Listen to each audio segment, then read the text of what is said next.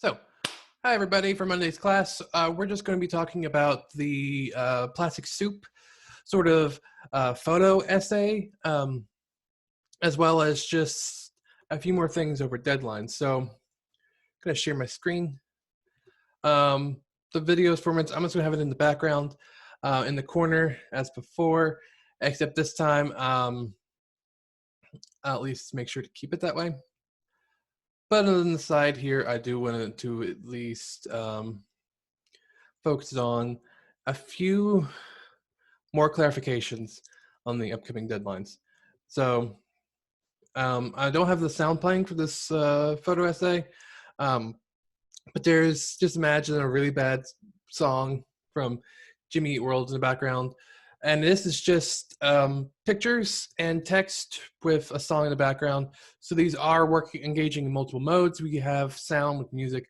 We have images of various types, and then we have some text. So it's trying to at least establish how we use plastic and then what happens. And it's doing its best to convince others to be less wasteful and to not use plastic products like bags or such. But yeah, so going back to the last week's deadlines, you've already done your rough draft for me, for the most part. Everybody has sent those in, and I've gone over most of them. I have like 3 left, so that's great. I'm just making one small change here. With Wednesday's class, I think review isn't the best word, workshop, because this isn't really supposed to be putting you on the spot and saying you need to have all your thoughts in order now. The presentation's at the end of the month, as you can see from the next bit. This is just a chance for you to come in with some of your ideas, discuss it with me in the class, see what works, see what people are doing, and see if that helps you whatsoever. So I feel like workshop works better. And I got rid of class to make it a little less confusing. But yeah, you'll just be coming in. We'll just be discussing what your ideas are. So we don't have a reading for Wednesday. We're just going to meet at our normal time at 11 on Zoom, which is what we're still currently using, and just discuss our ideas. And then going on with that, I want your polished papers into me with your reflections on the 22nd. So you have a week and a half to make all those edits that I suggested. And if you're having any issues, let me know as soon as you can. And then for the 27th and 29th, we'll have our presentations once again online. If you do a video like this, you can send it to me. I can play it for the class. Otherwise, you can just share your screen and talk about things as you want to. Just if you do a photo essay like this one, there has to be something where you at least explain the rhetorical choices you made for your project, why you felt it was most effective. So you will have to present it just a little bit or include it in the video that you send me. Just have to explain certain things about how your project is working. That's all I really need. If the video or thing that you do doesn't exactly explain itself, you will have to do that part for us. Other than that, then we have our final portfolio submissions, and as I've said in the past, we're just going to be doing a compilation of all the work we've done this semester. So you'll get certain point values for making sure that everything is in your portfolio. So rough draft, polished draft, reflections for each one. Each one will be worth a certain amount of points. And if you do make any certain corrections to your papers, be sure that those are noted. You can have those, you can discuss this with me during our one-on-one meeting times if you'd like, just so I can change a grade that you may not be happy with. Of course, I want to do that throughout the semester, but the time that I can get to it is a little off, at least with this as a designated space for me to definitely go over things. I'm stopping that video because it's already done. That was 4 minutes. If you do something that's like 4 minutes, and you present it for a couple minutes, you've met your time. So that's about it. The only other thing that you're going to have in your final portfolio submissions is an extended sort of reflection of all the work you've done throughout the class, how your perceptions of writing for college has changed from the beginning of the semester to now. What struggles did you have along the way? Does anything else from your other classes affect the work you've done? Yeah, those will be about 2 pages or so. But yeah, we'll discuss that more a little bit later. So yeah, so do that photo essay. And if you wanted to, there are several different routes you can take when going over these things. If you don't want to deal with really making a video in the normal way at all, what am I going with Photoshop? I'm going for PowerPoint. You can just use PowerPoint. Um, I had to wait a second, the drag's over my other monitor. You could just make a new thing. You can put images on it. So just make slides with your images and then just scroll through your slides. Another good thing that PowerPoint has, which is one of the free programs that you get for being a student, is that if you go to Insert and you go to Screen Recording, you can just select the area of the screen that you want recorded. I always leave out the time because I don't want people to know what time I'm doing stuff. So if you're doing it like late at night or like right before, you can keep that information away from me by not including that bit for yourself. And then you just record the screen. So that gives you a little bit of a countdown timer, and then it records everything that you do for the screen, which could be, I don't know, going into a folder, come back out, or even having your PowerPoint open and then going through your slides in order and then doing it that way. And then so when you're done with this, I have too many things going on. Stop this, and then it will put this little video in here.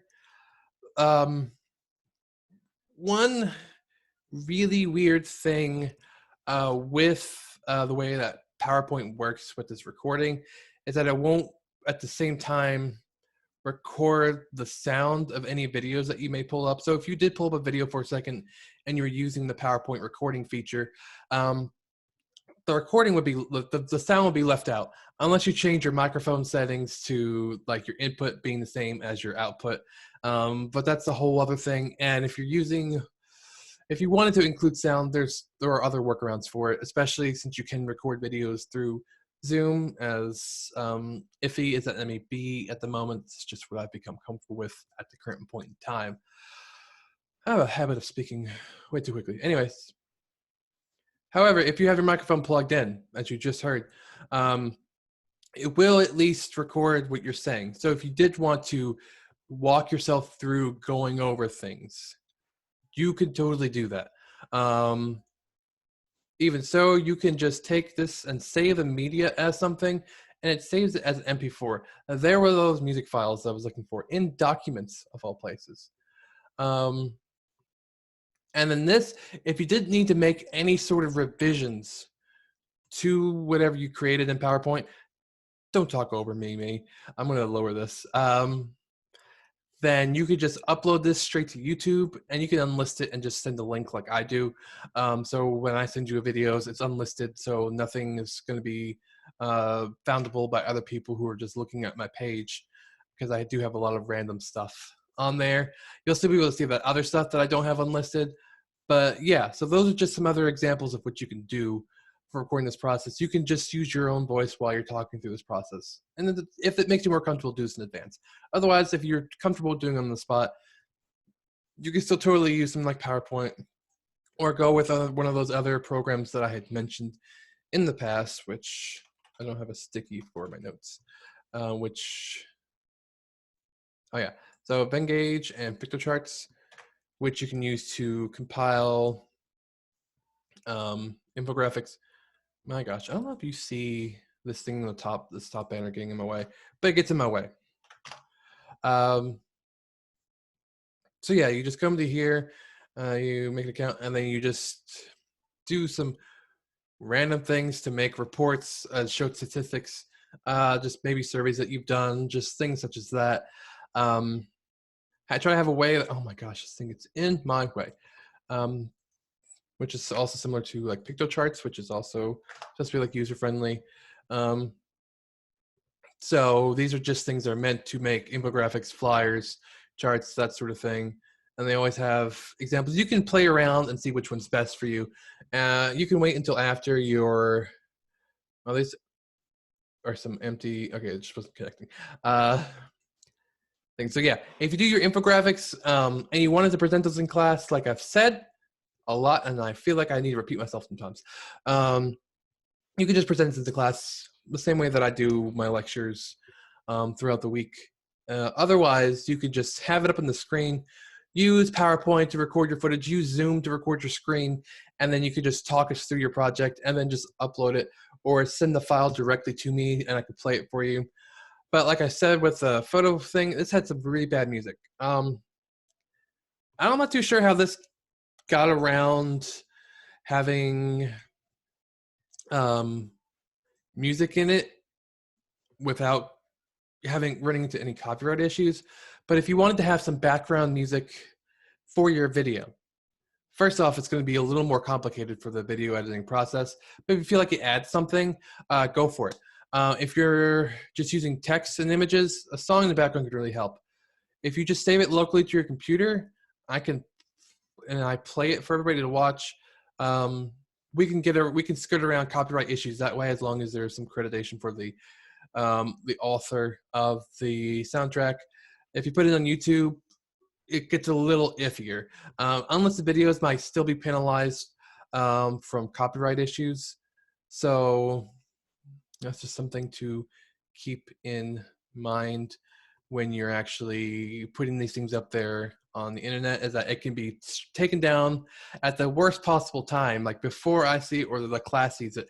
And I feel like I need to lower this a little bit because I make so many gestures and they just get lost. But then the monitor's bound too much. I'll stop complaining. I keep talking.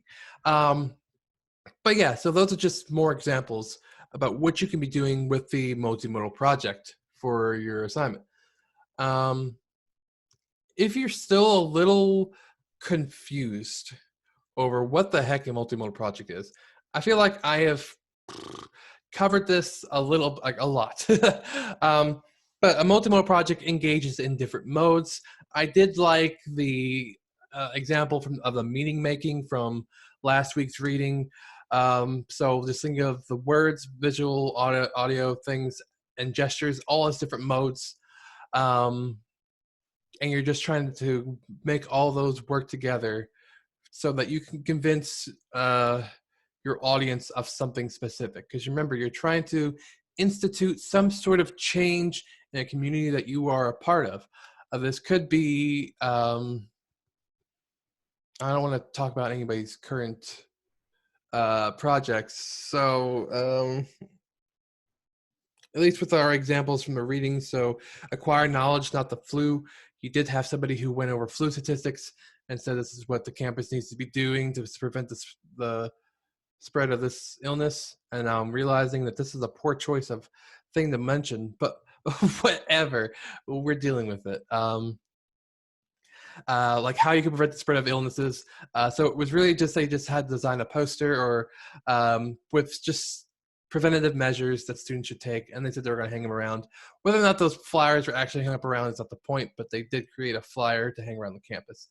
If you wanted a poster that had a bunch of information on it, feel free. Just know that there are certain limitations to whatever audience you're trying to address. Remember, these are our constraints. Certain audiences will only be convinced by specific things, and they are probably unwilling to be convinced of other things given their previous biases and such. Could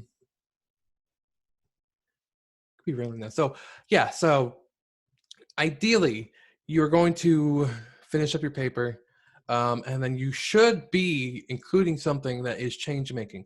So you're saying that people do this thing. What people are we talking about? Be a little more specific about what group of people you are discussing, because we have to have like a narrow view of what community is being affected by this problem. Many more communities may be affected by this issue than others, but of course, that's not the main point. We're discussing a community that you are a part of. So making it a little more local to you personally, it would benefit you because you are supposed to be affected by this problem that you're trying to correct, or say you're correcting. You don't actually have to fix it, but it's nice to give you the tools to be able to fix things. My gestures are still being kind of left out. That's disappointing. I'm a very gesture-based person, which is gestural move meaning. So one of my modes of engaging others, other than speaking too quickly for others to properly understand me and for even subtitles to properly dictate what I'm saying.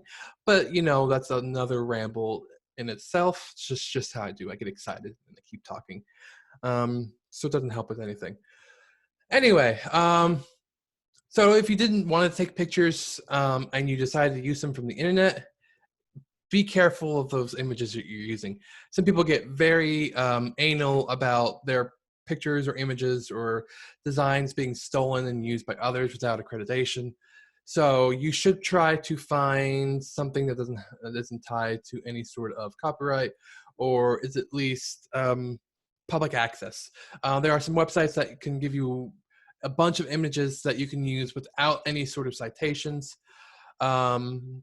But if you wanted to use something that somebody's designed because you thought would really fit the scope of the project, there are two things you can do. You can either get permission from the author to use it and then sign up for class, or you can just, since you're not saying you did it, you can just cite it with a little tag in the bottom left of the image saying who designed it and so on, just like a normal sort of citation, but in like a footnote form sort of thing.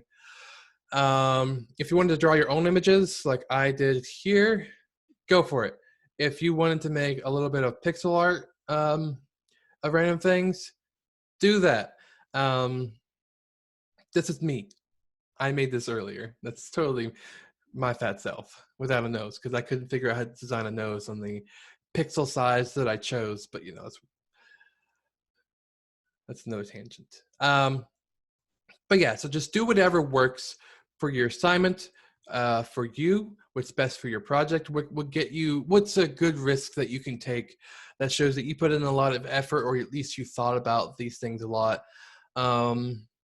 And then how is it supposed to impact the community that you're addressing? Yeah, so other than a lot of uhs that I've been doing, how are you going to practice this as well? And that's really going to dictate on the type of project that you do. When I record these, as you've noticed with my most recent video, I do these in one take when I'm doing my class lectures, because I try to treat it as much as possible like it's a class, because I like to have that sort of normalcy. Because where the crap am I supposed to go to gesture out to people and tell them stupid stories? So the benefit of this is that I cut out all the stupid stories so you just get to hear this crap. So yeah, let's pull up the schedule real quick. I'm almost done. I don't really have much else to go on because the thing that we were talking about was so short. It's just another example of things you can do. Hopefully the things I covered with you were clear enough. But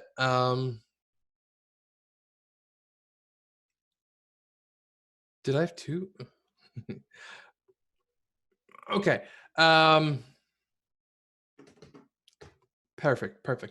So this is why I check the schedule as for myself often.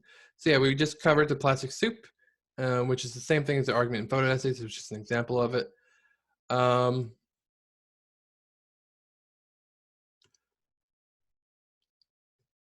Perfect. Okay, so Friday, I will start covering what your portfolios are going to look like. So I'm going to draft up things that your portfolio needs to have in them, and the point values for each one. So you can start making sure that you can find all of the essays and things that you have submitted to me. If you hand wrote your first a reflection, as quite a few of you did, I still have those. I can probably just give you a picture of those, or since we may have to worry about that one. But the second one, only one person turned in a reflection in paper form. So the rest of those are going to be online. So I won't deduct for no reflections on the first portfolio if I can't get you an image of what you did. The second one, all of you should have reflections for that one. The one person who did theirs in paper, I'll just send you a picture of that. And then for the rest of this, the rest of the reflections will be on there. I'll go through how to organize this properly. You don't have to have a table of contents, although if you want to learn how to do that, I will cover that on Friday as well. With that, I'm going to do a pre-recorded lecture for Friday, covering the things just like I did here. That way you can at least have some sort of time to yourself to work on your papers, which, as you know, were pushed back. And then these in-class conferences that I have for the rest of the semester, we're going to see. We're going to see. Because it was way easier to do conferences when you can meet with me in my office or during class time. But I would like to meet with you to talk about everything going on in the class overall, because I want you to convince me that some of your projects have changed for the better. But that's a problem for future James, or for future Mr. Ottoson, depending on how you want to refer to me.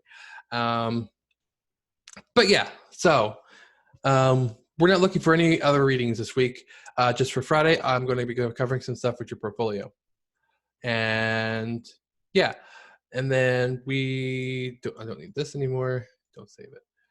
So let me pull up those deadlines one more time. Thing in the way. Move it out of my way. It's not going away. Go. Great. I have the right tab open. All right, closed it. I'm so successful. I'm just the best. I'll put up those deadlines for you one more time. I'll have an idea what we're going to be doing about individual meetings after Wednesday. But last time, don't worry about this rough draft thing, because this is done. You're good if you submitted it to me. Excuse me. Once again, your polished rough draft, your polished draft will be due next Wednesday night, along with your reflection. So those are the most immediate deadlines you got to worry about. Coming to your class ready to discuss our ideas on